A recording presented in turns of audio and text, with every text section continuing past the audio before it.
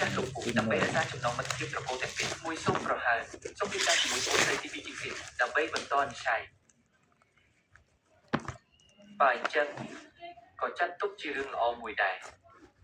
ជីងស៊ីទុនខ្លួនសុភាពរៀបសារស័ក្តិសមជាមួយក្មួយណាស់ឯងបានរៀបការជាមួយស៊ូស៊ីជឿគឺខ្ពស់ហួសហើយ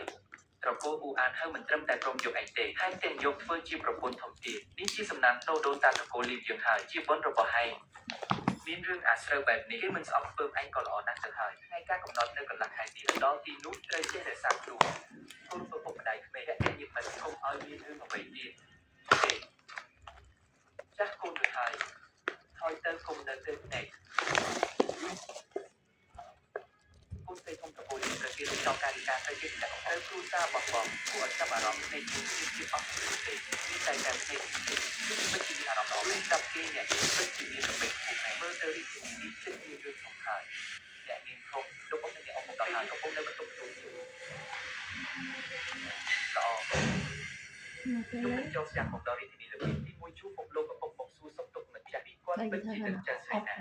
ទើបឲ្យពួកយើងមកមើលជីមួយម្យ៉ាងទៀតចង់សួរពីរឿងរៀបការរបស់ជីមួយនិងប្រពន្ធសៀវតើកំណត់ថ្ងៃហើយឬនៅ